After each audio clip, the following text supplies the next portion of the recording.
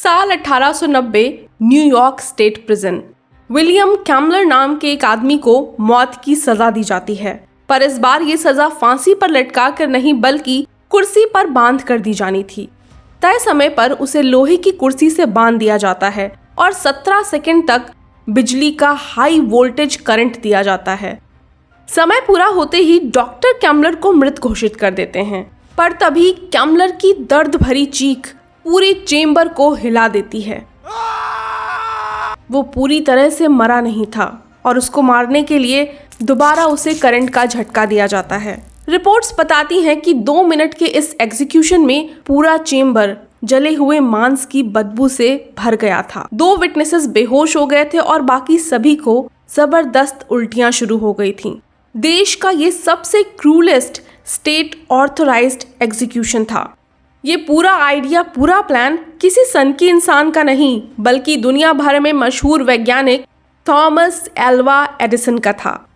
Edison DC current पर काम करते थे और उन्हें लगता था कि डीसी सिस्टम ही सबसे बेहतर है। पर जब सर्बियन साइंटिस्ट निकोला टेस्ला ने एसी करंट को डेली यूजर्स के लिए अच्छा बताया और इसकी तारीफें करी तो एडिसन का गुस्सा 7वें आसमान पर पहुंच गया। उन्हें लगा कि निकोला उनकी जगह छीनने की कोशिश कर रहे हैं, उनके प्रेस्टीज को कम कर रहे हैं। इसीलिए उसने तय किया कि वो निकोला की रेपुटेशन को मिट्टी में मिला देगा। ये साबित करके रहेगा कि डीसी करंट ही सबसे बेहतर है। एसी करंट कितना खतरनाक है ये साबित करने के लिए एडिसन ने पहले छोटे छोटे जानवरों को इस करंट से मारा और फिर गवर्नमेंट को राजी किया कि वो एसी करंट से ह्यूमन एग्जीक्यूशन परफॉर्म करें। और ऐसा इसलिए क्योंकि एडिसन एसी करंट को डेथ एंड डेंजर का सिनोनिम बनाना चाहते थे। यहाँ एडिसन का मकसद सिर्फ और सिर्फ अपनी रेपुटेशन को बनाए रखना था। तो आखिर ये रेपुटेशन का पूरा खेल क्या है? क्यों जिंदगी में बहुत कुछ हमारी रेपुटेशन पर डिपेंड करता है? और क्यों रॉबर्ट ग्रीनी ये कहते हैं कि जान से बढ़कर हमें अपनी रेपुटेशन की चिंता करनी चाहिए? आगे एडिसन के साथ क्या हुआ, ये सब कुछ हम जानेंगे इस वीडियो में। Welcome to the power series. ये है पावर का लॉ नंबर 5 जो कहता है So much depends on reputation. Guard it with your life. China के 3 साम्राज्य वी, वू एंड शू आपस में युद्ध कर रहे थे। The great general Zhuge Liang Shu kingdom को लीड कर रहे थे। महीनों युद्ध के बाद थोड़ा आराम करने के लिए चुकोलियांग 100-200 सैनिकों के साथ एक छोटे से टाउन में चले जाते हैं और अपनी पूरी आर्मी को टाउन से दूर एक कैंप में भेज देते हैं। कुछ हफ्ते शांति से बीत जाते हैं, पर एक सुबह लियांग का पहरेदार भागता हुआ उसके पास आता है और कहता है, सर, अभी अभी ये संदेश मिला है कि आपका दुश्मन सीमाई अपनी पूरी सेना के साथ यहाँ इस टाउन में आप पर हमला करने आ रहा है। सेना कितनी बड़ी है? लियांग ने शांति से पूछा। पहरेदार बोला, लगभग 1.5 लाख। लियांग के होश उड़ जाते हैं। वो अच्छी तरह जानता था कि वो इस सेना का मुकाबला नहीं कर सकता, पर अपनी किस्मत पर रोने की बजाय उसने अपना टाइम सोल्यूशन ढूंढने में लगाया। फाइनली उसने अपने सिपाहियों से कहा, शहर में लगे सारे झंडे उतार लो, शहर के अंदर आने वाले सारे मुख्य द्वार खोल दो और तुम सब जाकर कहीं छिप जाओ। ये सारे इंस्ट्रक्शंस देकर चुकोलियांग शहर की सबसे ऊंची दीवार पर अपना टाओइस्ट रोब पहन के खड़ा हो गया और अपने सामने एक धूप जलाकर वीणा बजाते हुए कुछ मंत्र पढ़ने लगा। कुछ ही मिनट्स बाद उसे सीमाई और उसकी सेना नजर आती है। सेना में हजारों घुड़सवार, लाखों सैनिक थे। राजा सीमाई सबको लीड करते हुए सबसे आगे चल रहे थे। ये सब कुछ देखकर भी चुकोलियांग ने उन्हें अनदेखा करने की एक्टिंग करी और वीणा बजाते हुए मंत्र पढ़ना जारी रखा। जल्दी ही आर्मी उस गेट तक भी पहुंच जाती है जिसके सामने वाली दीवार पर चुकोलियांग खड़ा था। सीमाई उसे देखते ही पहचान जाता है। कुछ देर वहीं खड़ा होकर वो चुकोलियांग को देखता है और उसे आराम से खड़े होकर मंत्र पढ़ता देख वो तुरंत ही अपनी सेना को पीछे लौटने का आदेश दे देता है और 1.5 लाख लोगों की सेना लेकर वापस लौट जाता है बिना अटैक किए। आई एम श्योर आपके मन में ये सवाल जरूर उठ रहा होगा कि आखिर ऐसा क्यों हुआ? इतनी बड़ी सेना लेकर भी निहत्थे चुकोलियांग पर सीमाई ने वार क्यों नहीं किया? क्यों इतना अच्छा मौका उसने यूं ही गवा दिया?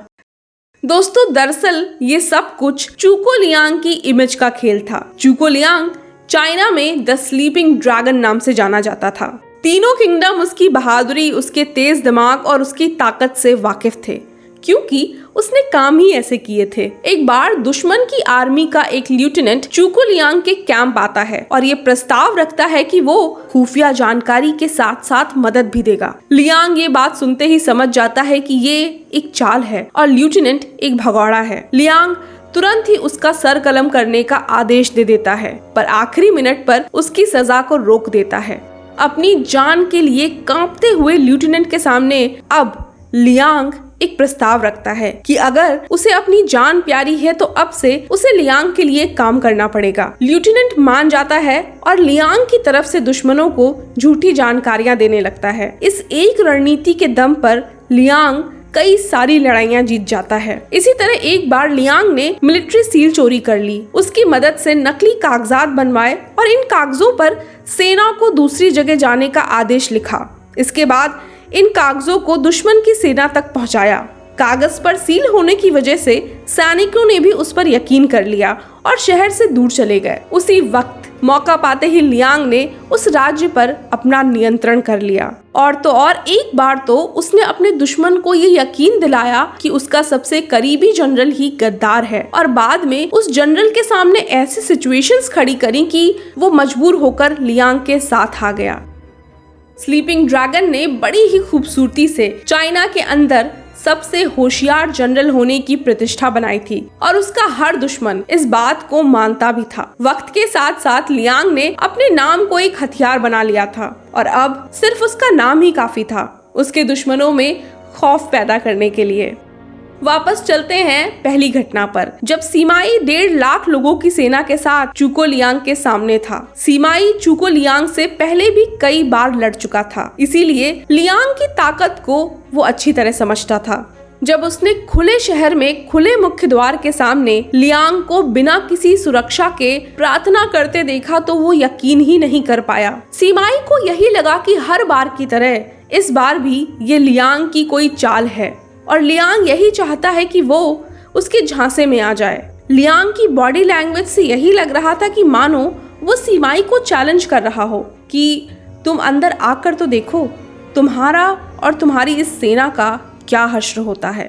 पर असलियत बिल्कुल उल्टी, बिल्कुल अलग थी। सच तो यही था कि लियांग उस दिन बिल्कुल अकेला और बेहद असुरक्षित था, लेकिन लियांग की प्रतिष्ठा का डर इतना गहरा था कि सीमाई 1.5 लाख लोगों की सेना होने के बावजूद अंदर जाने की हिम्मत नहीं कर पाया। This is the power of reputation. दोस्तों, हमारे आसपास यहाँ तक कि हमारे करीब जो लोग होते हैं उनका भी एक ना एक पहलू ऐसा जरूर होता है जिससे हम अनजान होते हैं। अगर आप किसी इंसान को पूरी तरह से जानने के काम में लग जाएं, तो ये काम कभी पूरा हो ही नहीं पाएगा, क्योंकि जिंदगी के आगे बढ़ने के साथ ही साथ उस इंसान का एक नया रूप आपको दिखता रहेगा। और ऐसा इसलिए क्योंकि हम सब जानते हैं कि वक्त के साथ साथ हर इंसान बदलता रहता है, लेकिन इसके बावजूद भी हर इंसान दूसरे इंसान को जज करता है। कभी आपकी अपीयरेंस से, कभी आपके कपड़ों के द्वारा, कभी आपके चलने के ढंग से, कभी आपके बोलने के स्टाइल से, कभी आपके मुस्कुराने के तरीके से और कभी आपके बालों और नजरों के इशारों से। इसी के साथ क्या आप अपने वादों के पक्के हैं या खोखली गप हाँकने में माहिर हैं? क्या आप दूसरों की इज्जत वाकई करते हैं या सिर्फ एक झूठा दिखावा करते हैं? क्या आप अपने आप को अहमियत देते हैं? क्या आप वाकई अपनी इज्जत करते हैं? ये सारी चीजें इकट्ठा होकर आपकी पहचान बनाती हैं, आपकी रेपुटेशन बनाती हैं। So always guard it with your life. Example number 2, साल था 1841। यंग पीटी बार्नम तय करता है कि वो मैनहट्टन का अमेरिकन म्यूजियम खरीद लेगा। बार्नम एक शोमैन था और इस म्यूजियम को खरीदकर अपनी पहचान सुरक्षित करना चाहता था। दिक्कत बस ये थी कि उसके पास पैसे नहीं थे और म्यूजियम की कीमत थी पूरे $15,000। खैर, किसी तरह बड़े हाथ पैर मार के वो म्यूजियम के मालिकों को राजी कर लेता है कि म्यूजियम उसे ही दिया जाए। बाद में पूरे पैसे चुका देने की गारंटी और बहुत सारी सिफारिशों के बावजूद लास्ट मिनट में ये म्यूजियम पेल के म्यूजियम डायरेक्टर को बेच दिया जाता है। बार्नम बहुत गुस्सा हो जाता है, पर उसे समझाया जाता है कि बिजनेस इज बिजनेस और पेल की रेपुटेशन के आगे बार्नम कुछ भी नहीं है। इसीलिए म्यूजियम उसे ही बेचा जाएगा। बार्नम को इस धोखे से बड़ी चोट पहुंचती है। वो तय करता है कि अगर उसकी कोई पहचान नहीं है तो वो कुछ भी करके पेल की रेपुटेशन को भी खत्म करके रहेगा। बार्नम एक लेटर राइटिंग कैंपेन चलाता है। न्यूज़पेपर्स के जरिए वो म्यूजियम के ओनर्स को ब्रोकन डाउन बैंक डायरेक्टर्स कहता है और ये भी आरोप लगाता है कि उन्हें कला की कद्र ही नहीं है, ना ही वो म्यूजियम की देखरेख करने के काबिल हैं। वो सिर्फ और सिर्फ पैसे के गुलाम हैं। इन्हीं कैंपेन के जरिए वो लोगों को चेतावनी देता है कि वो पेल के स्टॉक्स ना खरीदें, क्योंकि वो कभी भी गिर सकते हैं। कैंपेन वाकई असरदार निकलता है और सच में पेल के स्टॉक्स गिर जाते हैं। अमेरिकन म्यूजियम के ओनर्स भी अब पेल पर भरोसा नहीं कर रहे थे। इस घटना के बाद पेल के ट्रैक रिकॉर्ड्स और रेपुटेशन दोनों गिर जाते हैं।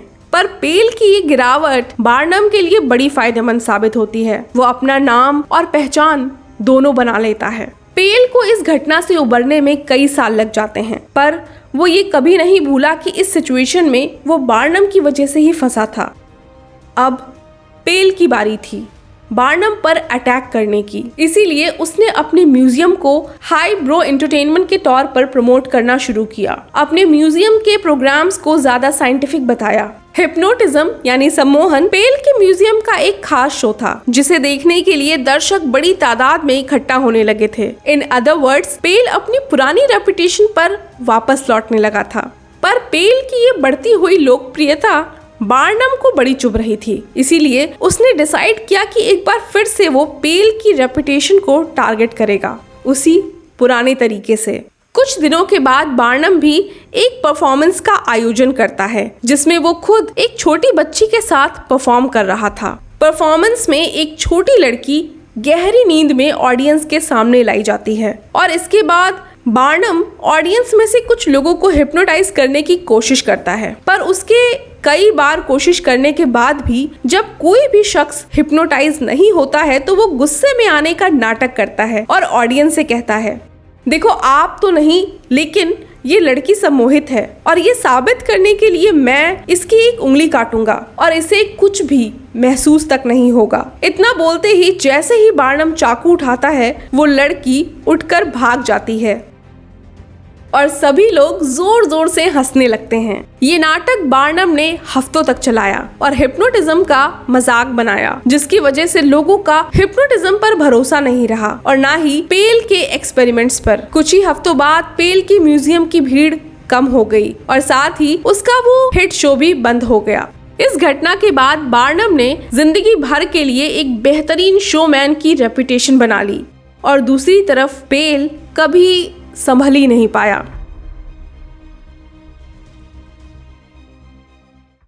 दोस्तों, नाउ लेट्स अंडरस्टैंड बार्नम ने ये सब कैसे किया।